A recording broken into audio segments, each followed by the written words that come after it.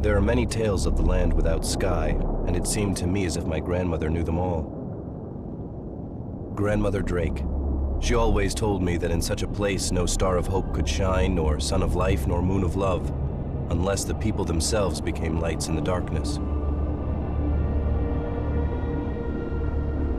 I remember there was one story I could never hear enough. It was the heroic tale of a very wise man who lived at the time of the Great Migration. The surface had been stricken with cataclysmic natural disasters, forcing people to leave their shattered lands for a dark and painful refuge beneath the sea. The man, known as MacGregor, was a visionary scientist and one of the last prophets on Earth. He probed the limits of scientific knowledge in a dozen fields, trying to discover the tantalizing secrets that remained. As I listened, I often imagined that I myself was a descendant of the great MacGregor. The story began in the 22nd century with his discovery of a mysterious sea creature on a beach in northern Scotland. No larger than the palm of MacGregor's hand, it looked like a horseshoe crab. The scientist took the creature to one of his laboratories and examined it more closely, and what he discovered was so unspeakably horrifying that fear and dread almost drove him insane. Then, when he and his staff tried to incinerate the creature, it refused to burn. When they tried to crush it, the hydraulic press shattered under the strain. I pestered my grandmother to tell me what was so horrifying about the creature, but she would only lower her voice and say, "It was made of flesh and gold, and of another metal that does not exist on Earth, and it could reproduce itself. Woe betide the man who finds such a creature. Woe betide him, because legend says it will be his ruin." Thoughts of such creatures still lurking in the seas, still reproducing themselves, gave me endless nightmares. In my daydreams, I pretended that I too would become a scientist and invent a weapon capable of destroying those creatures once and for all. My grandmother always said a single person could change the world with their mind, but whether that change was for better or worse was up to them. A single individual could sway the world as much as the masses, she said, if they were right.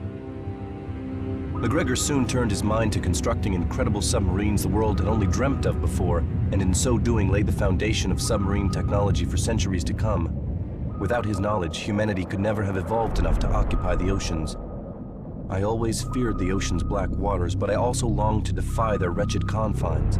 Like MacGregor before me, I wanted to make discoveries and adventure with the likes of the brave mercenaries my grandmother spoke about.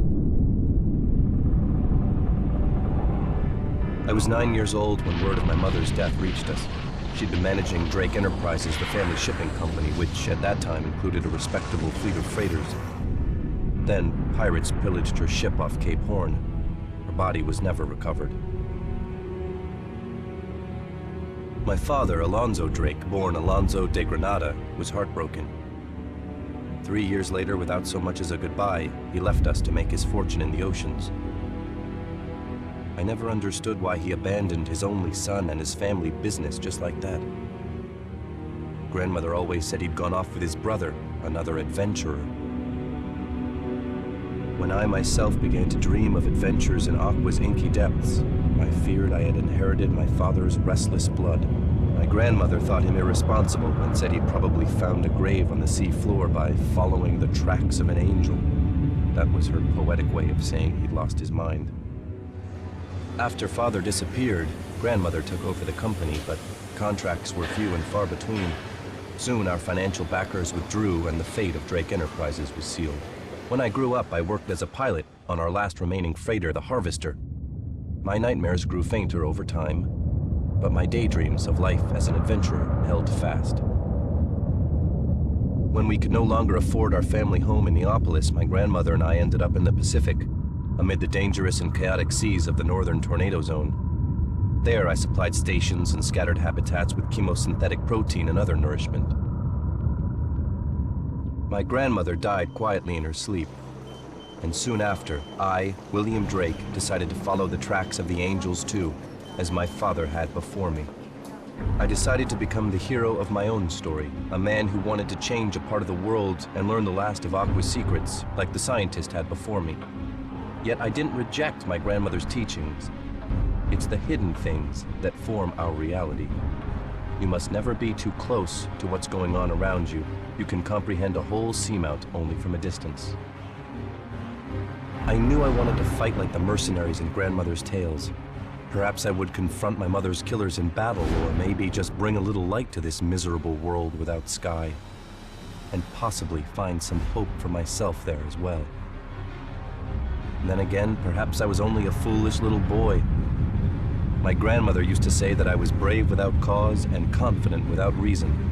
A fish without fins, she said, adrift in aqua far too young and headed for disaster.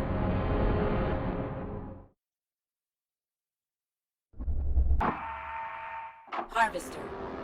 Freighter of the Drake Enterprise. Hey, damn it. This is an SOS. I have a ship on my scanner. Will somebody answer me?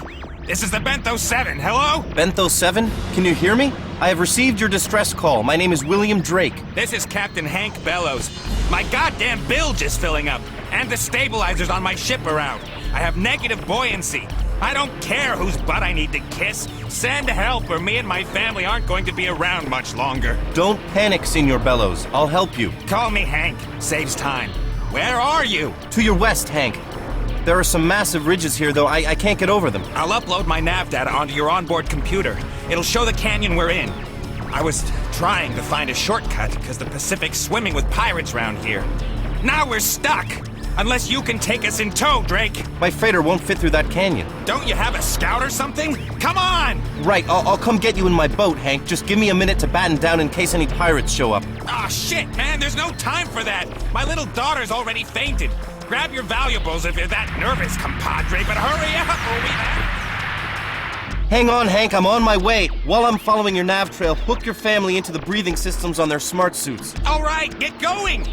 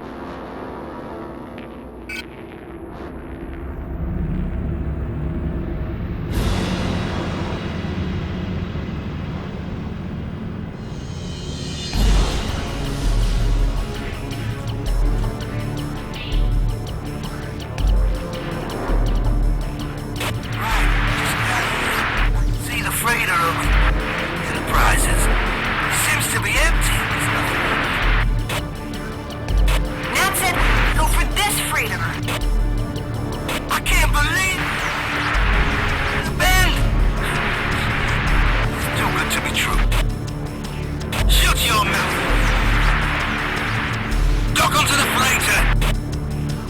Hi, Skipper. Working on it. Oh, shit!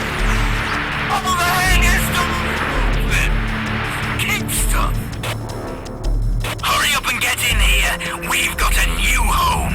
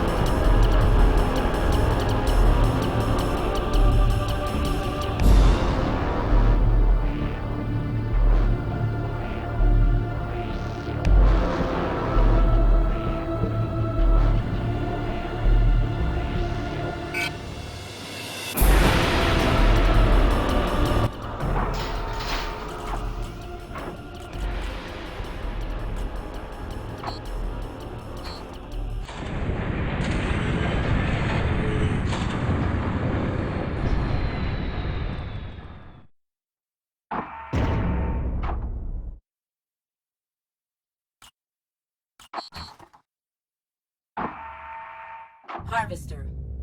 Freighter of the Drake Enterprises.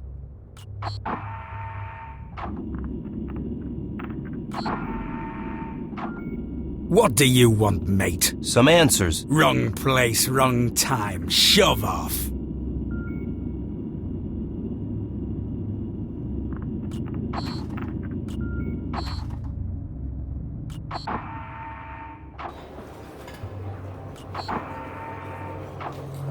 Well, here comes the mighty captain himself, terror of the seas. So where are your classmates? What? My what? Sorry, you're so naive, I figured you must be out here on a field trip.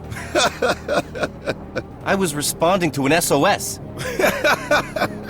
Let me tell you something, landlubber. Anybody sends an SOS around here, and you can bet they're a pirate. Hell, Hank Bellows has been working that fake SOS sub-story for years. We just used him to help us board your ship. What? What do you want? All of your gold. I don't have any gold. My name is William Drake. You're Bellows' men? Nah, Bellows is a damn creep. We were shipwrecked. Now you're rescuing us. Like I had a choice. Them's the breaks in the rescue business, man. Lend someone a hand and you're as likely to lose your arm.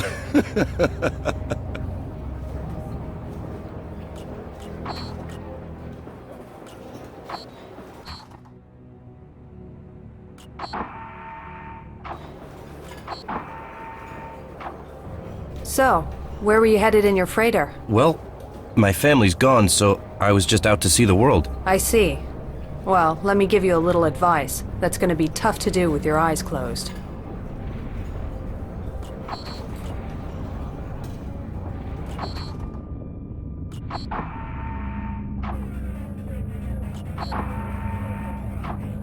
What do you want, baby cakes? Just to talk. Well, let's do that when I've had more sleep. We're all tired.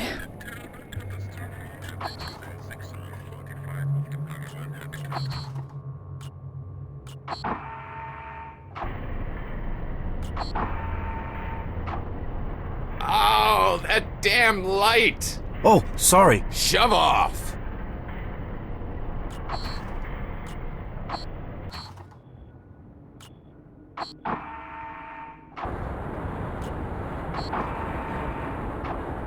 You've You've got a good heart, boy, but you're a bit soft in the head. That SOS could have cost you your life. That pirate wasn't too tough. Yeah, sure. Bellows is as harmless as a sea anemone as long as he's drunk, but watch out when he's sober.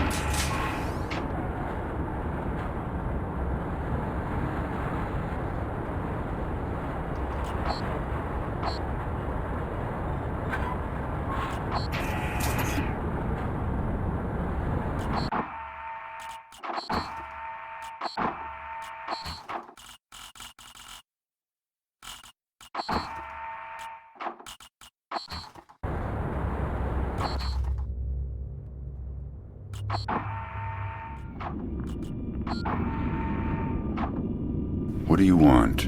Well, maybe an explanation. Why did you seize my freighter? Why? No alternative.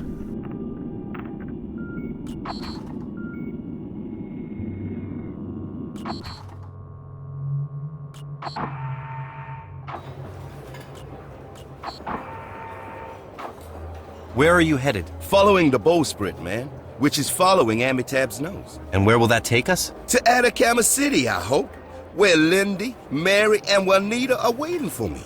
3 broads in every port, man. It's natural. What's going to happen to me? This is a tornado zone. So Amitab's gonna make nice with I-1 King's guys. That's how it is. You scratch my back, and I scratch yours. And listen, you better show the old man you got cojones. Balls, man. Amitab likes people to prove themselves. What on earth do I have to prove? That you got fire in your belly. Speaking of which, I heard some tourist punks are shooting up the sea off Lima too. They steal boats at home, then they come over here to shoot the place up. Good opportunity for you to impress the skipper, and for me to tag along.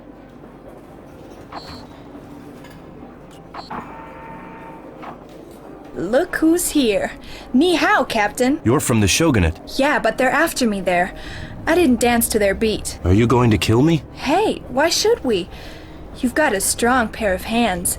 So as long as you make yourself useful, nothing's going to happen to you.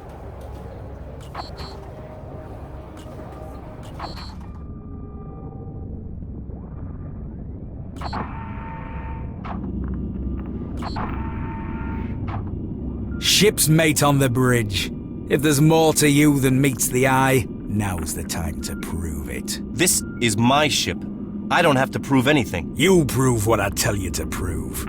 Now, what you doing all alone on such a big freighter? This is my family's last ship. It has an auto-loading system. It also has no cargo on board.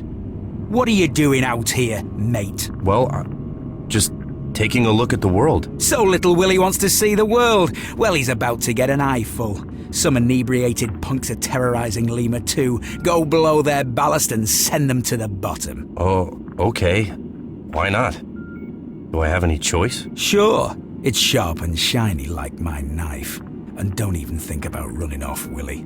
I don't know why, but Nat says you stay with us. Now, off you go. Stoney's ready and waiting. Aye, Skipper. Listen, we're performing a public service, chasing those parasites out of the territory.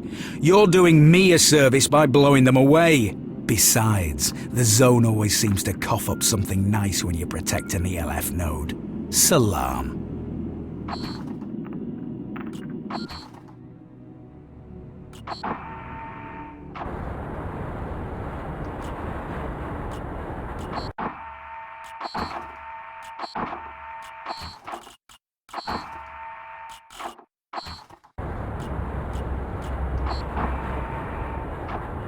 The crew's worn out.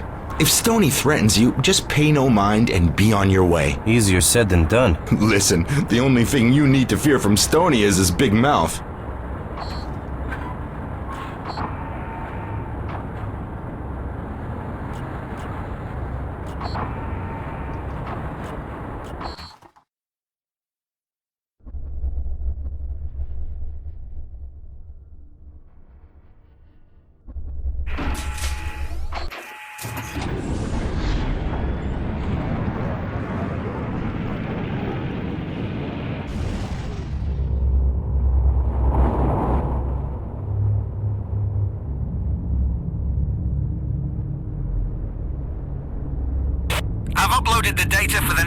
nav point near Lima 2. Get there as fast as you can.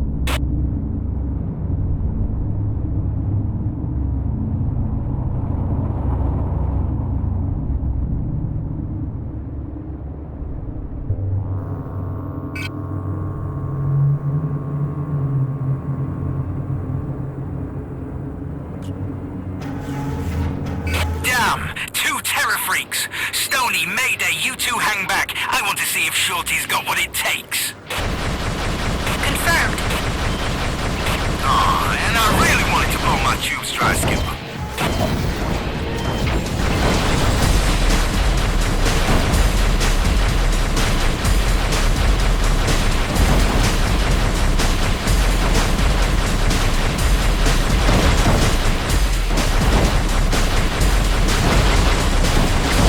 Okay now, show us what you got, little dragon.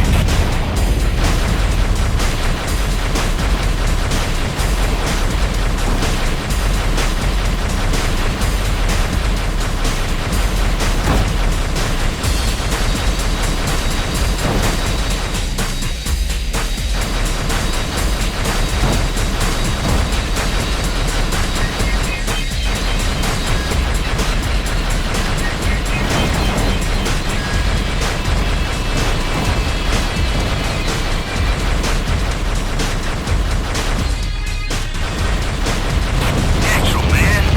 That hit the bullseye. Keep it going. Off you go to the next nav point now. Maybe you can find something there for our little cadet to play with. He's warming up.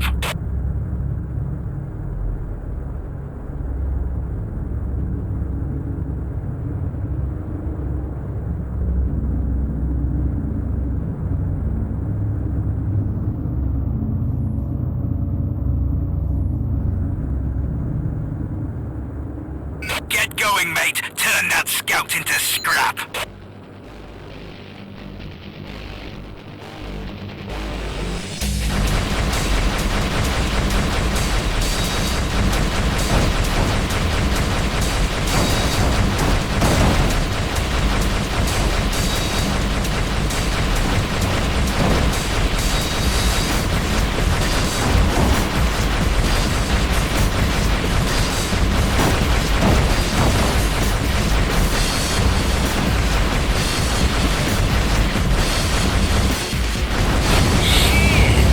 You're turning into a real monster.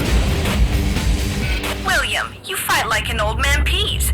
You can do better than that. You guys shut up and head for the next nav point.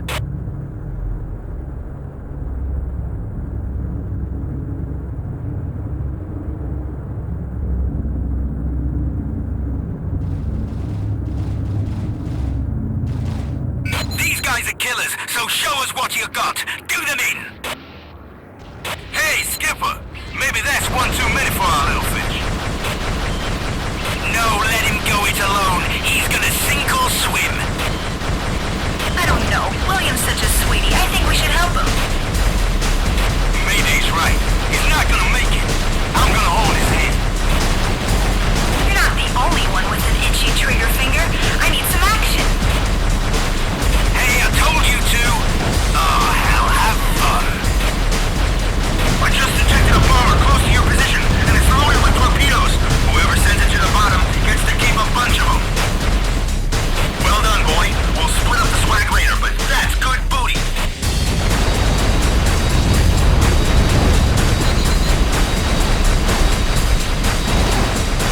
I hope I escaped the clockworks.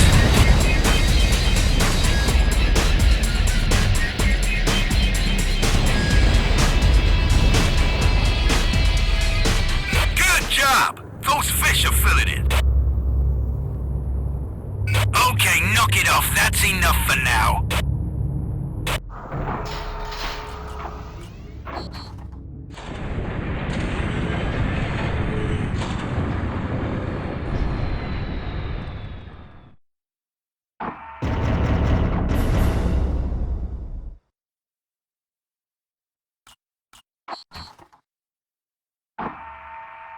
Harvester.